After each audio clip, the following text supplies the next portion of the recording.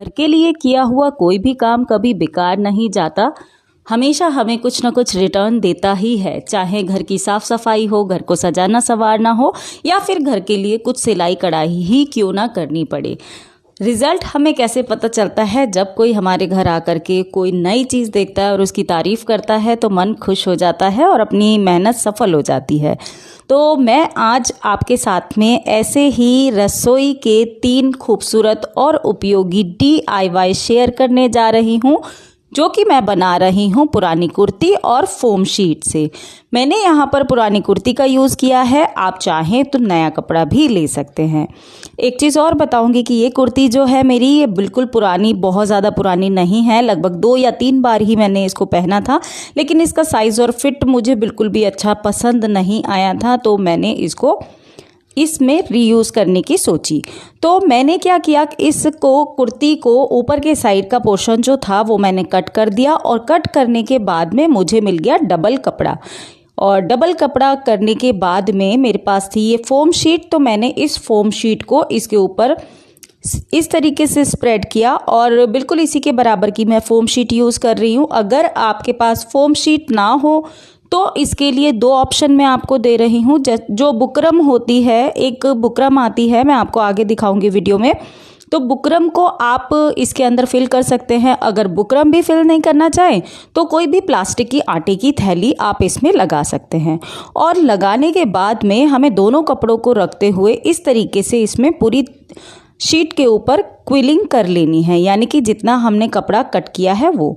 कपड़े का कोई ऐसा मैंने मेजरमेंट नहीं किया है, पहले मैं एक रफली इसको स्टिच करके क्विलिंग कर रही हूँ, उसके बाद में इसको कट करूँगी तो हमें जो बनाना है वो एग्जैक्ट साइज़ आ जाएगा। और ये आसान भी है, तो इस तरीके से करना बहुत ही आसान है। और जो भी मैं आपके साथ में स्टिचिंग वाले DIY शेयर करती हूँ वो बिल्कुल स्टिचिंग के बिगनर्स भी कर सकते हैं। और इस तरीके से करने के बाद में पूरी क्विलिंग कर ली मैंने। इसके बाद में मैंने 13 बाय 10 का, यानी कि 13 और 10, इसकी मैंने लंबाई चौड़ाई ले ली है।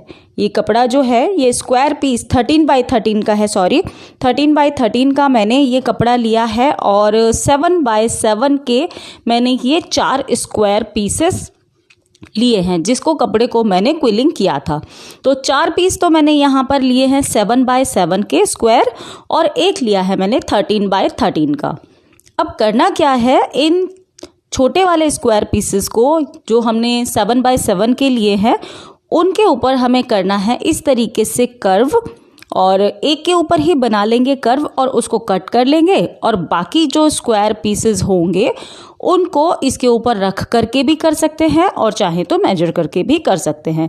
मैं अंदाजे से कट कर रही हूँ, और इस तरीके से एक कट कर लिया मैंने मार्क करके, मिल्टन चॉक की हेल्प से मैंने मार्क किया है, और उसके बाद में इसको कट कर लिया।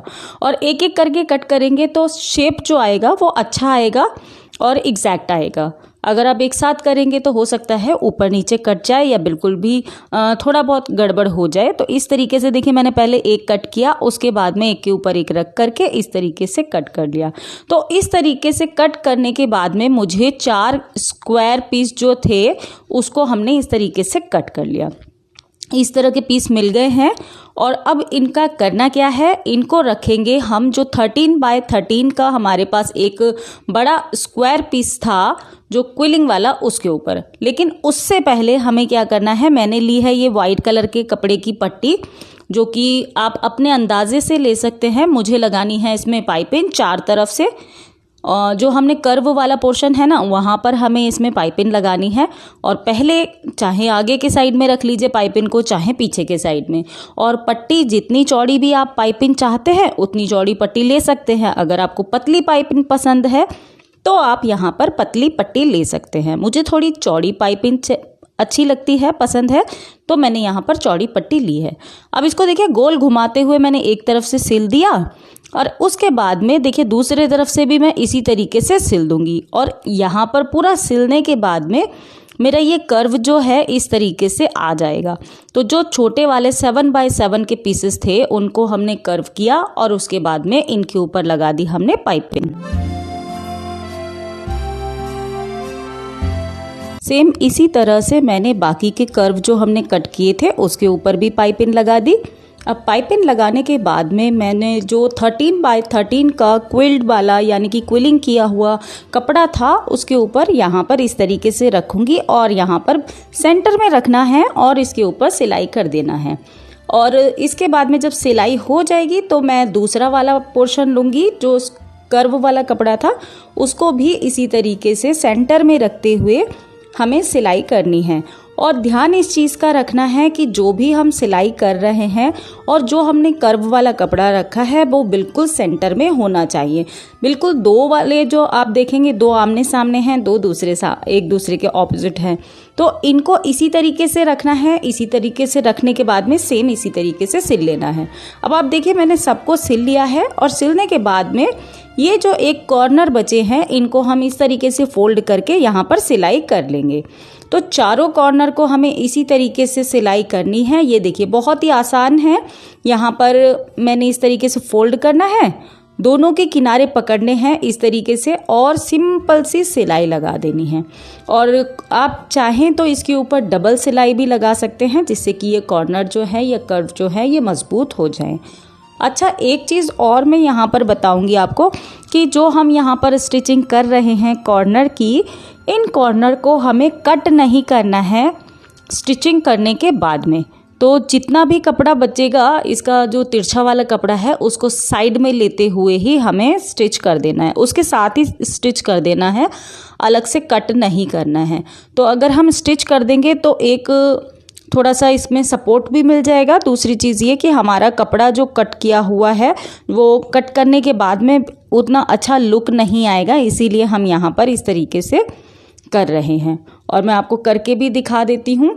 और तीनों ही DIY आप ज़रूर ट्राई करके देखिएगा, बहुत ही अच्छे बनेंगे।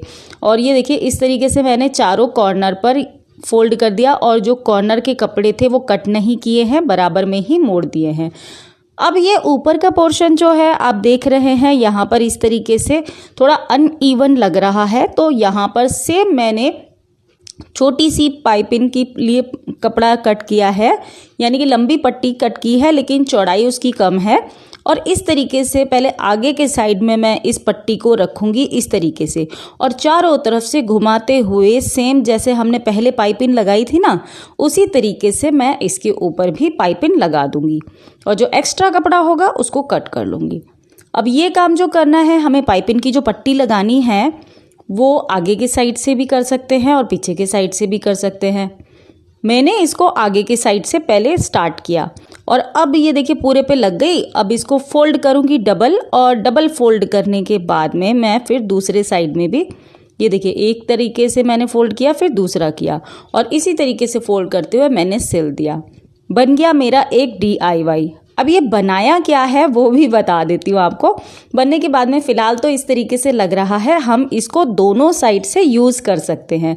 ऐसा नहीं है कि एक साइड से इसका लुक जो है वो फिनिश है और दूसरे साइड से नहीं, ऐसा बिल्कुल भी नहीं है। आप इसको दोनों साइड से यूज़ कर सकते हैं और इसको वॉश करना भी बहुत आसान है। आप मशीन वॉश कीजिए, हैंड वॉश कीजिए, जैसे मर्जी वॉश कीजिए। और ये बन गया है हमारा एक रोटी का कवर। इसके अंदर मैं आपको रख कर के दिखा रही हूँ, देखिए कैसरोल रख कर के दिखा रही हूँ क्योंकि फ़िलहाल अभी चपातियाँ बनाई नहीं हैं।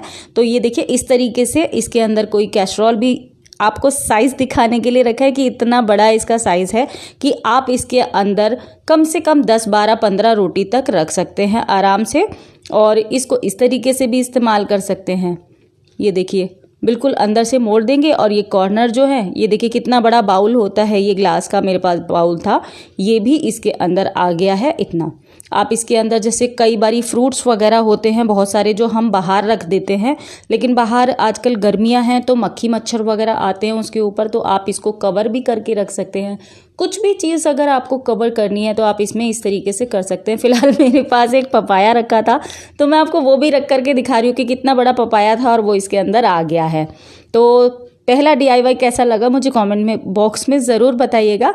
दूसरे DIY के लिए मैंने लिया है यहाँ पर एक ऑरेंज कलर का कपड़ा और ये है वो बुकरम शीट। तो बुकरम शीट ना दो तरह की आती है, एक तो आती है जो मैं यूज़ कर रही हूँ यहाँ पर बिल्कुल सिंपल सी, और दूसरी बुकरम शीट ये इस तरह की होती है कि अगर आपको कपड़े के ऊपर रख करके उसको आयरन कर देते हैं तो वो कपड़े से चिपक जाती है। तो जो टेलर्स वगैरह होते हैं, ये जो स्टिचिंग का काम रेगुलर बेसिस पर करते हैं, जो आप प्रोफेशनल से कपड़े स्टिच कराते हैं, वो उस वाली बुकरम का यूज़ करते हैं। थोड़ी सी कॉस्टली होती है वो, और ये वाली थोड़ी सस्ती में मिल जाती है। मेरे पास घर में पड़ी हुई थी, काफ़ी टाइम से पड़ी थी। एक्चुअली तो ये 2 साल पहले मैंने परचेज़ की थी। आपके साथ में कोई DIY शेयर करना था, फ़िलहाल मिल गई तो मैं आपके साथ में अभी ये वाला DIY शेयर कर रही हूँ। तो ये मैंने यहाँ पर कट किए हैं 2 ऑरेंज कलर के राउंड सर्कल, और मैंने किया है यहाँ पर एक बुकरम की शीट को भी सेम साइज़ में, यानी तीनों को एक साथ रख करके मैंने स्टिच कर दिया। और एक ये है मेरे पास लूप, यानी कि थोड़ा सा कपड़ा लेकर के मैंने इस तरीके से लूप बना लिया है, और लूप को और इस कपड़ों को तीनों को, ये जो तीनों सर्किल हैं, इसको मैं इस तरीके से चारों तरफ से सिल दूंगी थोड़ा मजबूती के साथ में। फिर से बोलना चाहूँगी कि अगर आप देखिए, मैंने 2 ऑप्शन दे दिए आपको। एक, आप यहाँ पे चाहें तो फॉर्म शीट का भी यूज़ कर सकते हैं, और चाहें तो इस तरह की बुकरम का भी इस्तेमाल कर सकते हैं। ये आपको किसी भी स्टिचिंग शॉप पर, जहाँ पर आपको थ्रेड वगैरह मिलता है या स्टिचिंग का सामान मिलता है, आसानी से मिल जाती है। एक चीज़ और भी बताऊंगी कि इस तरह के सामान अगर आप लोकल मार्केट से लेंगे तो वो थोड़े से अफोर्डेबल रेट पर पड़ते हैं। ऑनलाइन एक तो क्वांटिटी ज़्यादा लेनी पड़ती है, दूसरे आपको मिलते भी थोड़े से कॉस्टली है as compare to the local market. तो ये मैं हमेशा प्रेफर करती हूँ कि लोकल मार्केट से ही परचेज़ करूँ। जितना भी स्टिचिंग रिलेटेड सामान होता है, वो रेयरली ऐसा होता है कि अगर लोकल मार्केट में अवेलेबल नहीं है तो मैं ले लूँ। तो ये देखिए, इस तरीके से मैंने पहले वहाँ पर सिलाई कर ली, उसके बाद में लूप भी लगा दिया, और लूप लगाने के बाद में इसके ऊपर मैं इस तरीके से फिर वैसे ही जैसे हमने राउंड पट्टी लगाई थी, इसी तरीके से मैं यहाँ पर भी राउंड तरीके से सिलते हुए यहाँ पर पट्टी लगा रही हूँ। अब आप समझ ही गए होंगे, मैं बना रही हूँ रोटी रुमाल। और ये देखिए, इस तरीके से स्टिच हो गया। एक तरफ से स्टिच कर दिया, अब दूसरी तरफ से भी मैं इसको इसी तरीके से स्टिच कर दूंगी। जहाँ पर हमने लूप लगाया था उस जगह को मैं थोड़ा सा बीच में से कट किया है, जिससे कि लूप के ऊपर स्टिचिंग आ जाए और लूप हमारा हैंग करने के यूज़ में आ जाए। अब इसको मैं सेम इसी तरीके से फोल्ड करते हुए, जैसे हमने पिछली DIY में पाइपिंग लगाई थी, इसमें भी इसी तरीके से पाइपिंग लगा लेंगे हम। लेकिन इसमें मशीन को थोड़ा आराम से चलाना है, क्योंकि अगर जल्दी जल्दी मशीन चलाएंगे तो क्या होगा, ये पाइपिंग हमारी उतनी प्रॉपर नहीं लगेगी। कहीं कहीं पर मैंने जल्दी जल्दी चला दी थी, इसीलिए थोड़ा सा इसमें लग रहा होगा आपको। बाकी ये बहुत ही ज़्यादा यूज़फुल चीज़ है। वॉश करिए, हैंड वॉश करिए, मशीन वॉश करिए, जैसे मर्जी करिए। अब चलते हैं तीसरे DIY की तरफ। तो तीसरे DIY के लिए मैंने क्विल कर लिया है पहले से ही कपड़े को। इसके ऊपर मैंने पहले वो कुर्ती का कपड़ा रखा, फिर मैंने फोम शीट रखी, उसके बाद में मैंने रखा है यहाँ पर एक नॉर्मल वाइट कलर का कपड़ा। तो ये 15 बाय 10 का इसका लंबाई चौड़ाई है। तो लेंथ है 15 और विड्थ है इसकी 10। इतना मैंने लिया है, और एक कपड़ा मैंने लिया है ये, और जिसके ऊपर मैंने ऊपर की साइड में पट्टी लगा दी है। तो इसकी लेंथ जो है वो तो 10 ही है, और विड्थ जो है ये देखिए 10 बाय 7 की मैंने ली है। आप चाहें तो थोड़ा ज़्यादा भी ले सकते हैं, यानी कि इसकी जो चौड़ाई है वो थोड़ी ज़्यादा भी रख सकते हैं। अब मैंने करना क्या है, ये देखिए, इस तरीके से पाइपिंग लगाया था और इस क्विलिंग वाले कपड़े के, यानी कि जो बड़ा वाला कपड़ा था, उसके ऊपर रख दिया, और इसको हम 3 तरह से सिल देंगे, 1, 2 और 3। तीनों सिलाई लगाने के बाद में ये कुछ इस तरीके से दिखेगा। और दिखने के बाद में अब क्या करना है हमें, ये भी बहुत ही यूज़फुल DIY है। बनने के बाद में बताऊंगी कैसे बने, मतलब क्या क्या कर सकते हैं हम। अब ये देखिए, इसको भी सेम मैंने इसी तरीके से यहाँ पर पट्टी लगा दी, और पट्टी लगाने के बाद में इसको भी फोल्ड करके मुझे पाइपिंग की तरह मोड़ देना है। यहाँ पर मैं फिर से कहना चाहूँगी कि मैंने यहाँ पर थोड़ी चौड़ी पाइपिंग का यूज़ किया है, आप चाहे तो पतली भी लगा सकते हैं। तो इस तरीके से करते हुए इसको पूरा फोल्ड कर दिया है, और ये बन गया है मेरा एक पाउच टाइप का। अब ये किस तरह का पाउच बनाया है और क्या यूज़ करूँगी वो आपको बताती हूँ। ऊपर के साइड में मैंने लगा दिया एक लूप, जिससे कि इसको हम फोल्ड कर सकते हैं, और उस लूप के ऊपर लगा देंगे हम एक बटन।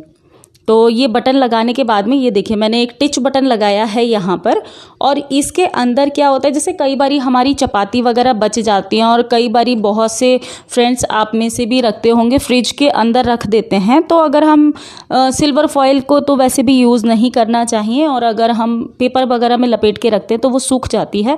तो इस तरीके से आप जैसे ऑफिस वगैरह जा रहे हैं या आप कपड़े की जगह इसमें लपेट करके या रैप करके देना चाहें तो वो दे सकते हैं। और किचन में अगर आपको यूज़ नहीं करना है तो आप इसको एज अ ट्रैवल पाउच भी लेकर के जा सकते हैं, इसमें अपना निकनैक्स रख सकते हैं, और आप अपने ऑर्गेनाइज़र की तरह भी इसको यूज़ कर सकते हैं। इन जो तीसरा वाला DIY था। फिलहाल आज का वीडियो इतना ही था। आशा करती हूँ आपको DIY ज़्यादा अच्छा लगा। मुझे कमेंट बॉक्स में ज़रूर बताइएगा। मैं जल्दी मिलूंगी एक नए और इंटरेस्टिंग वीडियो में। तब तक के लिए बी हैप्पी, बी एक्टिव, अपना ख्याल रखिए और खुश रहिए। बाय।